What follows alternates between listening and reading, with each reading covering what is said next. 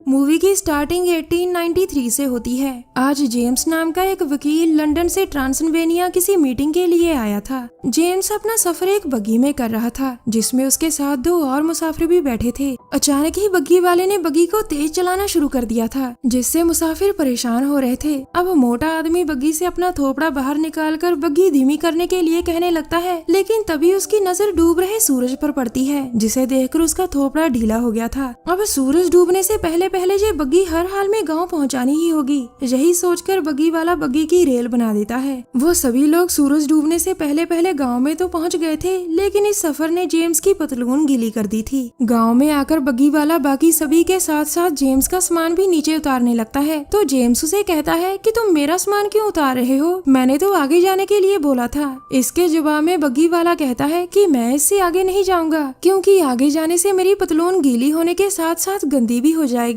वहीं खड़ा एक मुच्छड़ जेम्स से पूछता है कि तुम्हें कहाँ जाना है, तो वो उसे बताता है कि मुझे ड्रैकुला से मिलने जाना है, क्योंकि हमारी प्रॉपर्टी के सिलसिले में एक मीटिंग है। ड्रैकुला का नाम सुनते ही उन सभी लोगों के तोते उड़ गए थे और वो उसे वहाँ जाने से मना करने लगते हैं, क्योंकि ड्रैकुला कोई इंसान नहीं बल्कि वैम्पायर था। उसी समय वहाँ एक झाड़ फूस वाली आंटी आकर उसे एक सस्ता सा क्रॉस बेचकर वहाँ से चली जाती है। उसके जाने के बाद जेम्स अपनी 11 नंबर की बस पकड़ता है और सीधा ड्रैकुला के किले की तरफ बढ़ने लगता है। कुछ देर बाद वो किले के बाहर पहुंच गया था। जब वो किले के अंदर जाता है तो देखता है कि पूरे किले में जाले ही जाले और ढेर सारी गंदगी थी। तभी वहाँ हमारी मूवी के बेस्ट थोपड़े यानी मिस्टर ड्रैकुला की एंट्री होती है, जिसे लोगों का खून चूसने में बहुत मजा आता था। कुछ बातें करने के बाद वो दोनों अपनी मीटिंग शुरू कर डील के पेपर साइन कर देते हैं, जिसमें जेम्स ने लंदन का एक घर ड्रैकुला को बेच दिया था। जब जेम्स पेपर इकट्ठे कर रहा था तो एक कागज से उसकी उंगली कट जाती है। ये कागज था या तलवार, जिसकी वजह से जेम्स की उंगली में नल की तरह खून बह रहा था। उसका खून देखकर ड्रैकुला के मुंह में पानी आने लग गया था, लेकिन जैसे तैसे कर वो अपना मन मार लेता है। रात को जेम्स ड्रैकुला के किले में ही सो गया था, जहाँ थोड़ी ही देर में उसके पास दो खूबसूरत कन्याएं आती हैं और उसे अपने जिस्म की भूख मिटाने के लिए कहती हैं। अभी इन तीनों ने अपना रंगारंग प्रोग्राम शुरू भी नहीं किया था कि तभी वहाँ ड्रैकुला आ जाता है और उन दोनों औरतों को वहाँ से भगा देता है, क्योंकि वो दोनों उसकी बीवियां थीं। ड्रैकुला अपने घर की इज्जत बचाने के लिए जेम्स से कहता है कि तुमने एक सपना देखा है,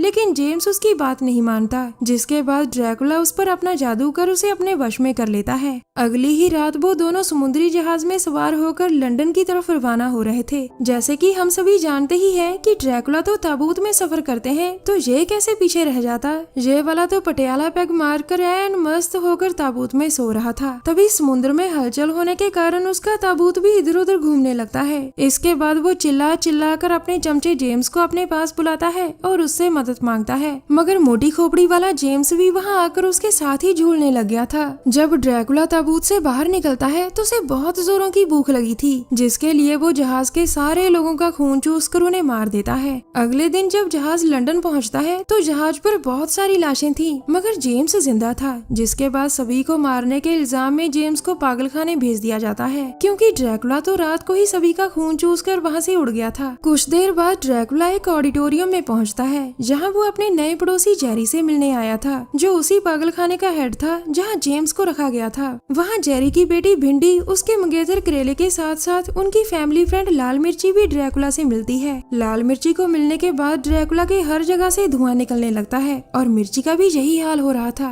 इसके बाद वो सभी अपने अपने घर चले जाते हैं, जहाँ ड्रैकुला अपने घर पहुँचकर लाल मिर्ची को देख रहा था और वो भी उसे ग्रीन सिग्नल दे रही थी। ड्रैकुला को इशारे कर वो सोने चली जाती है, जिसके बाद ड्रैकुला बैट बनकर उड़कर उसके पास पहुंच जाता है। उसके पास पहुंचकर वो उसे अपने चोले से ढककर उसका आधा खून चूस लेता है। अगली सुबह तक लाल मिर्ची की तबीयत ढीली पड़ चुकी थी। उसके दोस्तों को कुछ भी समझ नहीं आ रहा था कि उसे क्या हुआ है। तभी जेरी को उसकी गर्दन पर सांप के काटने के निशान नजर आते हैं, जिसके बाद वो अपने डॉक्टर दोस्त जॉन को बुलाते हैं, क्योंकि वो इस तरह के कटने डसने के केसेस में स्पेशल था। अब जॉन वहाँ आकर लाल मिर्ची की गर्दन पर निशानों को अच्छी तरह से चेक करके बताता है कि इसे किसी सांप ने नहीं काटा, बल्कि इसे तो वैम्पायर ने काटा है। साथ ही साथ वो ये भी बताता है कि अभी तक उसने सिर्फ इसका आधा खून ही चूसा है, वो फिर आएगा और तब हमें उसे रोकना होगा, वरना वो लाल मिर्ची को सूखी मिर्ची बना देगा, यानी इसे मार देगा। अब वो सभी लोग वैम्पायर को दूर रखने के लिए लाल मिर्ची के आसपास लहसुन लटका देते हैं, क्योंकि वैम्पायर को लहसुन की स्मेल जरा सी भी हजम नहीं होती थी। ऐसा उन्होंने किताबों में पढ़ा था। अब जैसा कि इन लोगों ने सोचा था, ड्रैकुला ड्रैकुला वहाँ आता तो जरूर है, लेकिन लहसुन की स्मेल से वहाँ से भाग जाता है। इसके बाद वो अपने चमचे से मिलने पागलखाने में आता है, जहाँ आकर वो खिड़की तोड़कर जेम्स को भगा लेता है और सीधा लाल मिर्ची के कमरे में लाकर छोड़ देता है ताकि वो वहाँ से सारा लहसुन उतार दे। लेकिन तभी लाल मिर्ची की आंख खुल जाती है और वो जेम्स को अपने कमरे में देखकर जोर जोर से चिल्लाना शुरू कर देती है। उसके चिल्लाने की आवाज सुनकर जेरी और क्रेला वहाँ आते हैं और आकर जेम्स को पकड़कर फिर से पागलखाने भेज देते हैं। जाने से पहले वो लोग कमरे के खिड़की दरवाजे अच्छी तरह से बंद कर देते हैं। जब ड्रैकुला के पास कोई रास्ता नहीं बचता तो वो अमरीशपुरी के स्टाइल में मंत्र पढ़कर लाल मिर्ची को अपने वश में कर लेता है और उसे अपनी तरफ खींच लेता है। अब वो उसे अपने पास बुलाकर उसका खून चूसने लगता है, मगर तभी भिंडी उसे देख लेती है और जोर जोर से चिल्लाने लगती है, जिसे सुनकर उसका बाप और उसका मंगेतर क्रेला वहाँ आकर लाल मिर्ची को बचाने लगते हैं। मगर उनके वहाँ आने से पहले ही ड्रैकुला वहाँ से भाग गया था, लेकिन भागने से पहले वो लाल मिर्ची को पूरी तरह से चूसकर उसे सुखा गया था।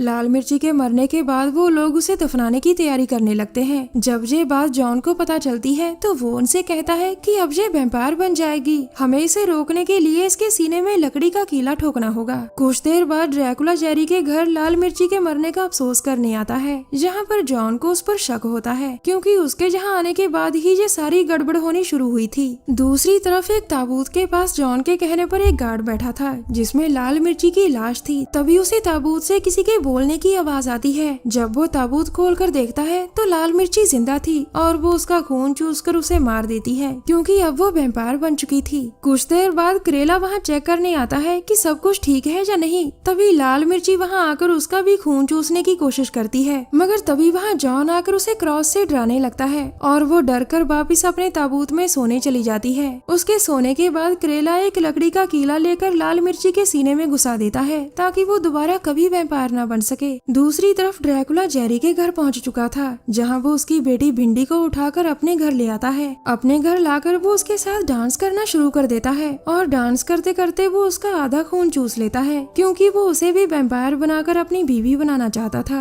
अगली सुबह जब भिंडी अपने घर में थी तो उसे मिलने जॉन, जेरी और उसका मंगेतर क्रेला वहाँ आते हैं क्योंकि कल रात को वो गायब थी। जब जॉन उसके गले से कपड़ा हटाता है तो देखता है कि उसे भी ड्रैकुला ने काट लिया है। जॉन जेरी से कहता है कि हमें ड्रैकुला को हर हाल में ढूंढना ही होगा, वरना इसका भी वही हाल होगा जो लाल मिर्ची का हुआ था। अगले ही दिन वो लोग अपने घर पार्टी रखते हैं जिसमें उन्होंने उन सभी लोगों को बुलाया था जिन पर उन्हें ड्रैकुला होने का शक था क्योंकि किसी ने भी ड्रैकुला को देखा नहीं था। ड्रैकुला भी इस पार्टी में आता है क्योंकि उसे भी यहाँ बुलाया गया था। इन तीनों को उस पर सबसे ज्यादा शक था, इसीलिए वो उसे देखकर डर जाते हैं। अब ड्रैकुला भिंडी के पास जाकर उसके साथ डांस करना शुरू कर देता है ताकि वो किसी तरह उसका खून चूस सके, लेकिन यही तो जॉन का प्लान था कि वो भिंडी के साथ डांस करे। जॉन ने जहाँ एक बड़ा सा आईना छुपा कर रखा था। जब आईने पर से पर्दा हटता है तो ड्रैकुला की परछाई उसमें दिखाई नहीं देती, जिसके बाद सभी को पता चल जाता है कि ये ड्रैकुला है। मगर तभी ड्रैकुला जल्दी जल्दी भिंडी को उठाकर वहाँ से भाग जाता है। जेम्स भी इसी पार्टी में था जो ड्रैकुला के पीछे पीछे भागना शुरू कर देता है। अब जॉन, जेरी और क्रेला ड्रैकुला को ढूंढने उसके घर में जाते हैं। जब वो उन्हें कहीं नहीं मिलता तो जॉन एक नया प्लान बनाता है जिसमें वो जेम्स को रिहा कर देते हैं। अब रिहा होकर जेम्स सीधा ड्रैकुला के किले पर पहुंच जाता है, जिसका पीछा करते करते जॉन, जेरी और क्रेला भी वहां पहुंच गए थे। किले के अंदर ड्रैकुला भिंडी को वैम्पायर बनाने की तैयारी कर रहा था कि तभी वो तीनों वहां पहुंच जाते हैं, जिसके बाद वहां घमासान युद्ध छिड़ गया था। इस झगड़े में ड्रैकुला क्रेले को मारने ही वाला था कि तभी जॉन एक खिड़की खोल देता है और उसमें से धूप अंदर आकर ड्रैकुला पर पड़ने लगती है और वो जलने लगता है। अब अपनी जान बचाने के लिए वो बैट बनकर उड़कर ऊपर छत पर बैठ जाता है, जो कि इन तीनों के लिए फिक्र की बात थी। तभी बंद खोपड़ी जेम्स छत से लकड़ी हटाकर कहता है, गुरुजी यहाँ से भागिए, मैंने आपको बचा लिया।